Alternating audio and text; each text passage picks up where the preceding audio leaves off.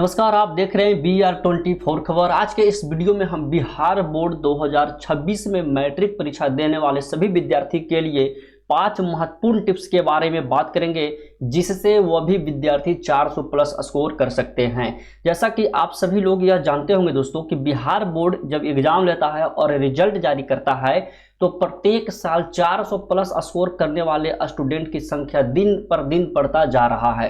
तो आपके मन में भी यह ख्याल आया होगा कि हम भी इस बार 2026 में जो एग्जाम होगा उसमें 400 प्लस स्कोर करेंगे।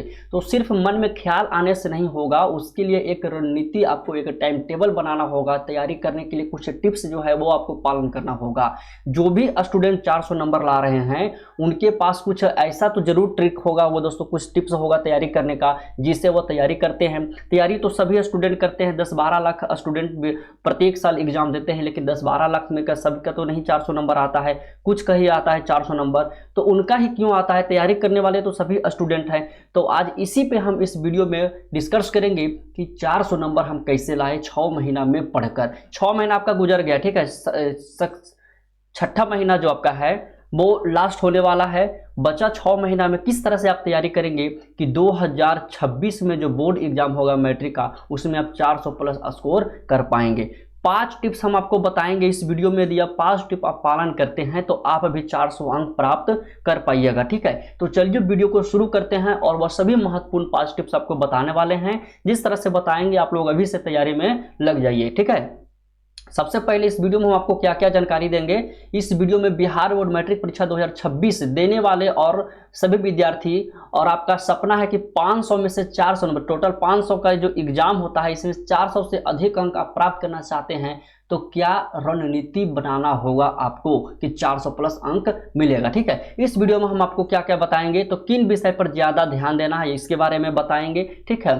किस तरह पढ़ाई करें जिससे टॉप मार्क्स प्राप्त करें, यानी कि अधिक अंक प्राप्त करें, ठीक है। उसके बाद और आखिर में एक ऐसा स्टडी प्लान हम आपको बताएंगे वीडियो के लास्ट में, जहां आप उस स्टडी जो प्लान है उसे यदि आप पालन करते हैं, उसके अनुसार आप तैयारी करते हैं, तो 400 से अधिक अंक लाने की गारंटी है, ठीक है। लेकिन हाँ, सिर्फ बताने से नहीं होगा, हम बताएंगे लेकिन आपको पालन करना पड़ेगा, आपको पढ़ाई करना पड़ेगा। जिस तरह से आपको गाइड किया जाता है उस तरह से आपको पढ़ाई करना पड़ेगा, तभी जाकर के आप 400 प्लस अधिक लाना। 400 अंक छोटा मोटा ये रिजल्ट अंक नहीं है दोस्तों, ठीक है। 400 लाने के लिए तो आपको पढ़ाई करना ही पड़ेगा। बस एक आपको सही रास्ता बताने वाला कोई मिल जाए कि किस तरह से पढ़ाई करना है, ठीक है। तो चलिए सबसे पहले हम सेगमेंट 1 में देखेंगे पहला रणनीति हमारा क्या रहेगा, ठीक है। तो पहला रणनीति हमारा रहेगा, पहला नियम कि सिलेबस के हर चैप्टर को टारगेट करें। सिलेबस आपको पता होगा, बिहार बोर्ड का जो सिलेबस होता है, ठीक है, बिहार बोर्ड का सिलेबस का PDF हम टेलीग्राम चैनल पे डाल दिए हैं। उसमें आपको पता होगा कि कौन कौन सा विषय पढ़ना है, ठीक है। आप सभी को पता होगा, 6 महीना गुजर गया है तो सिलेबस तो आपको पता ही होगा, ठीक है, कि क्या सिलेबस में हमको पढ़ना है और क्या नहीं पढ़ना है। तो सिलेबस के हर चैप्टर को आपको टारगेट करना है, चाहे वो छोटा हो चाहे वो बड़ा हो, लेकिन वजनदार चैप्टर को सबसे ज्यादा आपको टारगेट करना है। वजनदार के मतलब होता है VVI कह लीजिए, या फिर जो हार्ड आपको बुझा रहा है। जैसे मैथ में त्रिकोणमिति, क्षेत्रमिति, त्रिभुज, ये सब का जो क्वेश्चन है बहुत सारे स्टूडेंट का हार्ड बुझाता है। AP समांतर श्रेणी सब जो होता है ना, वो बहुत सारे का हार्ड बुझाता है। तो जो वजनदार चैप्टर है उस पर ज़्यादा फोकस करना है, ठीक है। उसका दूसरा नियम हमारा होगा कि हर विषय के लिए डेली टाइम टेबल फिक्स करें। बहुत सारे स्टूडेंट क्या करते हैं कि वो मैथ बनाने के लिए बैठ गए हैं तो दिन भर क्या करेंगे कि मैथ को ही बना रहे हैं। तो ये गलत है, ये मत कीजिए कभी। यदि आप मैथ बना रहे हैं तो मैथ में आप 2 घंटा टाइम दीजिए या फिर 2.5 घंटा दीजिए। मैथ के साथ साथ आपको साइंस विज्ञान भी पढ़ना है, ठीक है। विज्ञान के साथ साथ आपको हिंदी भी पढ़ना है, डेली पढ़ना है।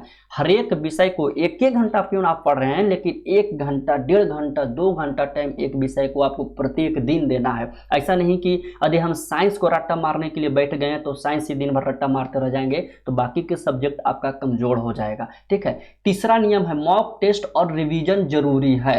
मॉक टेस्ट, जैसे मान लीजिए कि 1 सप्ताह आप कोचिंग कर लिए, ठीक है, 1 सप्ताह ऑफलाइन ऑनलाइन या फिर आप अपने स्कूल कॉलेज में क्लास किए हैं, तो 1 सप्ताह में जो आपको पढ़ाया गया है, चाहे वो मैथ हो, विज्ञान हो या फिर और कोई हिंदी विषय हो, तो एक सप्ताह पीछे वाले को आपको रिवीजन कर लेना है और कोचिंग में आपको कहना है कि सर हमको टेस्ट लीजिए, सभी स्टूडेंट्स से टेस्ट लीजिए। मैथ आप पढ़ाएं, मान लीजिए कि मैथ में आपको पहला चैप्टर पढ़ा दिए हैं, दूसरा चैप्टर पढ़ा दिए हैं, एक सप्ताह हो गया है, ठीक है। तो क्या करना है कि एक से दो चैप्टर का आपको टेस्ट ले लेना है और उस टेस्ट में देखना है कि आपका कितना स्कोर आ रहा है, कौन सा प्रश्न में आप अटक रहे हैं, उसको फिर से एक बार रिवीजन कर लेना है। नोट्स तो आपको तैयार करना है, नोट्स देकर उसको फिर से रिवीजन कर लेना है। तो यह मेरा हो गया सेगमेंट 1 पहला रणनीति, जिसमें क्या करना है, हर एक सिलेबस के चैप्टर को टारगेट करना है और वजनदार वाले को ज़्यादा करना है, यानी कि जो समझ में नहीं आता है, जो हार्ड बुझाता है, उस पर ज़्यादा फोकस करना है, ठीक है। हर एक विषय के लिए डेली पढ़ने के लिए टाइम टेबल फिक्स कर देना है, मॉक टेस्ट और रिवीजन जरूरी है, ठीक है। यह तीसरा नियम है। अब सेगमेंट 2, इसमें हम क्या जानेंगे, तो विषयवार प्लान आपको बताने वाले, ये VVI होगा, ठीक है, इसको ध्यान दीजिएगा। हिंदी विषय, अब हर एक विषय के बारे में हम उसके डिटेल्स में प्लान ये जानेंगे कि तैयारी कैसे करना है। तो हिंदी विषय में बात कर लेते हैं। हिंदी 100 नंबर का पेपर होता है, 90 स्कोर करना हिंदी में काफ़ी आसान है और बहुत सारे स्टूडेंट 90 स्कोर करते हैं। कैसे करते हैं ये आप जानिए। तो हिंदी में आपको गद्य खंड पद्य खंड को पढ़ना है, 2 खंड आपको पढ़ना है। तो ये दोनों में आपको जितने भी कविता या फिर कहानी दिया गया है उसे पढ़ना है। और इसी के साथ गद्य खंड पद्य खंड में देखिएगा, जैसे मान लें कि को इधर कवि का नाम, ठीक है, एक साइड हम लिखते हैं कवि का नाम, ठीक है, और इधर हो जाएगा लेख।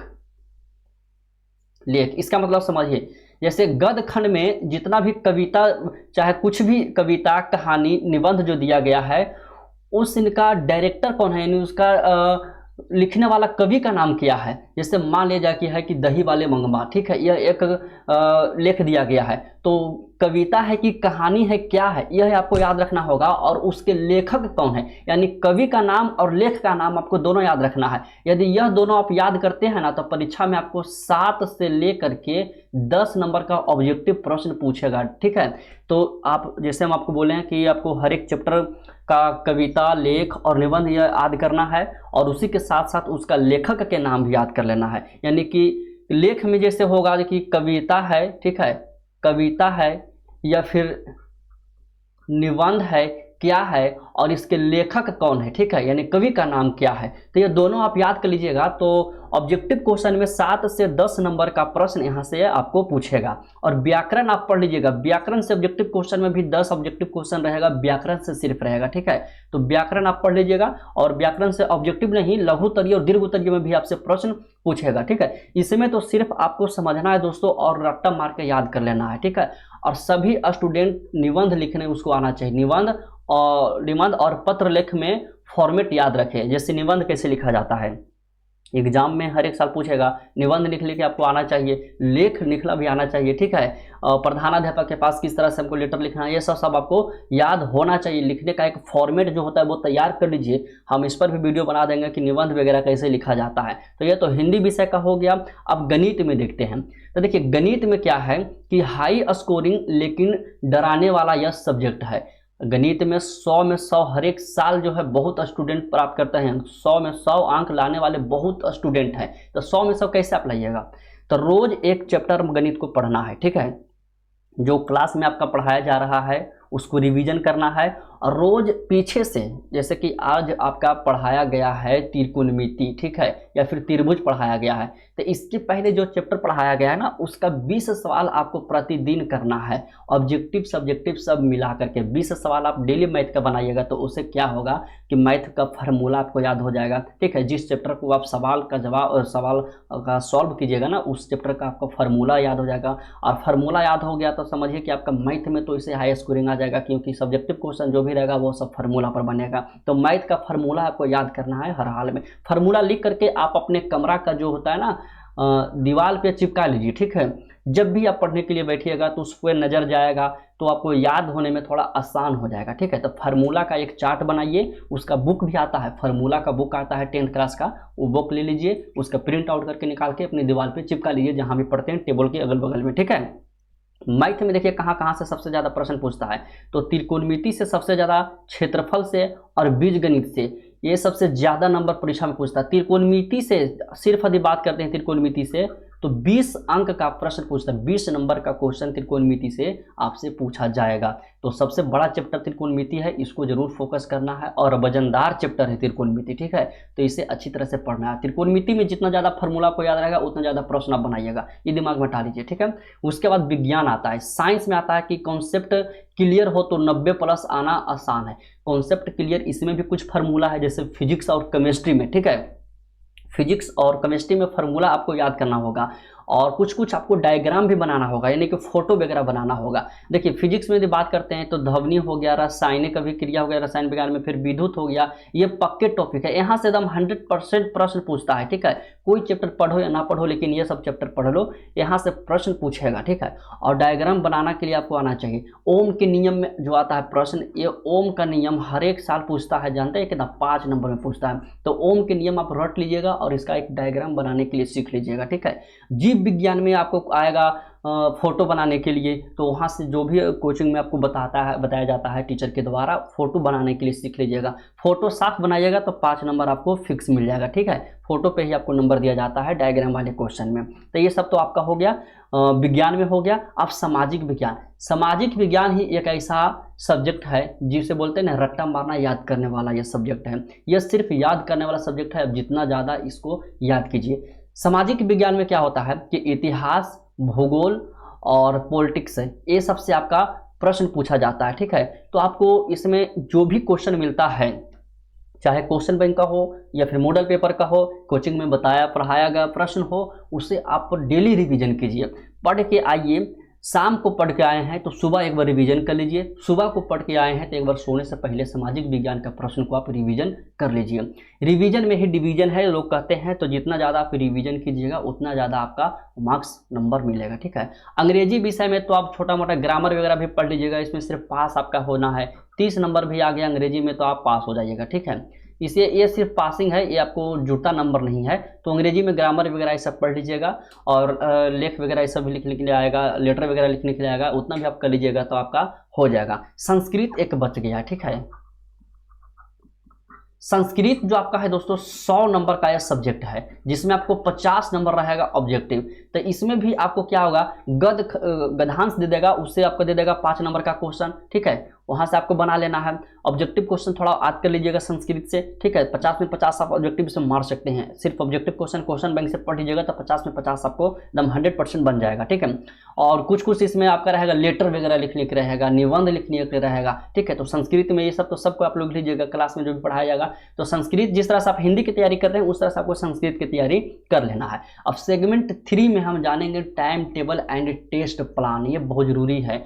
देखिए पढ़ने के लिए तो हम सब सब्जेक्ट आपको बता दिए हैं कि कौन कौन सा सब्जेक्ट पढ़ना है, किस तरह से पढ़ना है।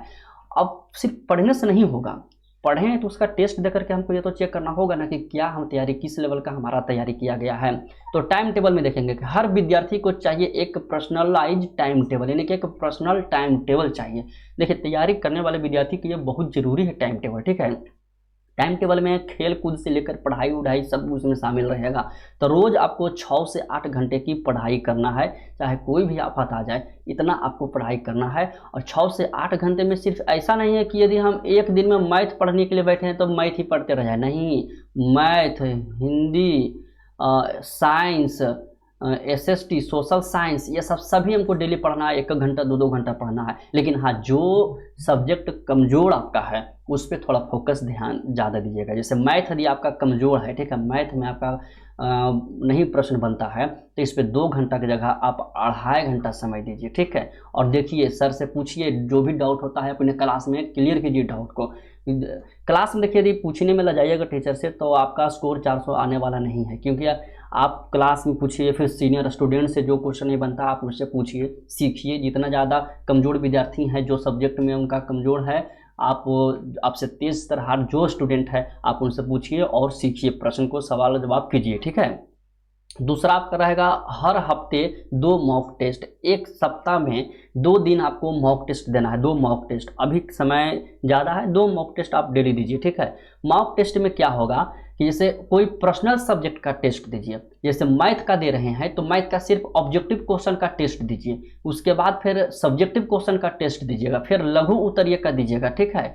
तो इस तरह से आपको टेस्ट देना है। और साइंस में ऑब्जेक्टिव क्वेश्चन का टेस्ट देना है। साइंस में एक और दिमाग लगाइएगा, ठीक है, जब साइंस आप पढ़िएगा विज्ञान दोस्तों, ठीक है, तो विज्ञान में जैसे कि आप विद्युत चैप्टर पढ़े हैं, ठीक है, विद्युत चैप्टर पढ़े हैं तो इससे एनसीईआरटी बुक से ऑब्जेक्टिव क्वेश्चन को निकाल लीजिएगा और अपने कॉपी में एक नोट तैयार कर लीजिएगा और एनसीईआरटी का ऑब्जेक्टिव क्वेश्चन को याद कीजिएगा। जो भी सब्जेक्ट आप पढ़िएगा एनसीईआरटी से ही तैयारी कीजिए और उसका ऑब्जेक्टिव क्वेश्चन याद कीजिए, क्योंकि एनसीईआरटी जो बुक है उससे 80% से अधिक क्वेश्चन आपको एनसीईआरटी बुक से ही पूछेगा परीक्षा में, समझ रहे हैं। तो 80% लाना यानी कि 400 नंबर लाना है, ठीक है।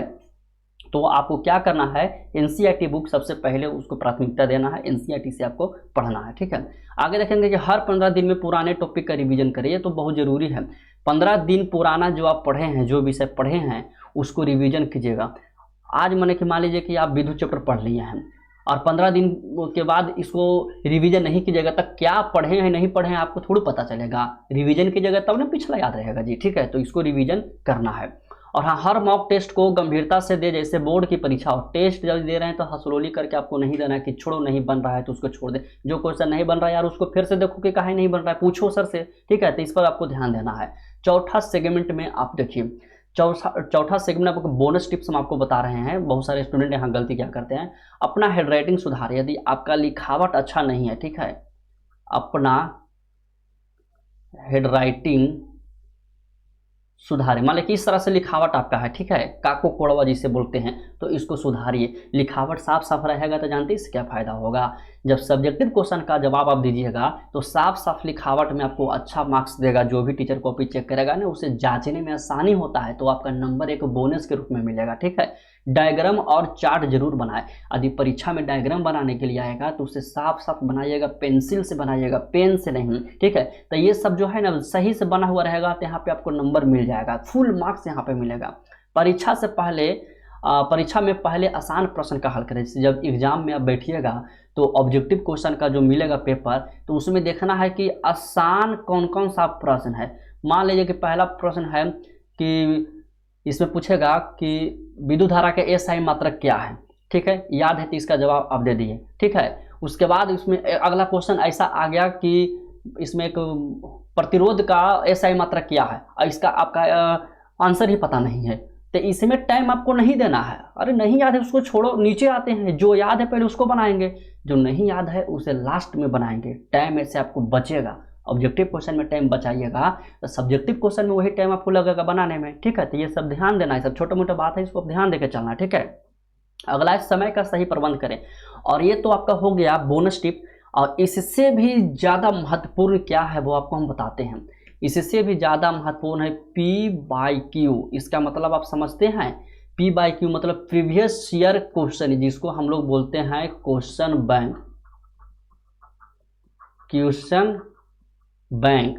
उसके बाद और एक दूसरा जो है आपका मॉडल पेपर। यह दोनों बहुत ही महत्वपूर्ण है।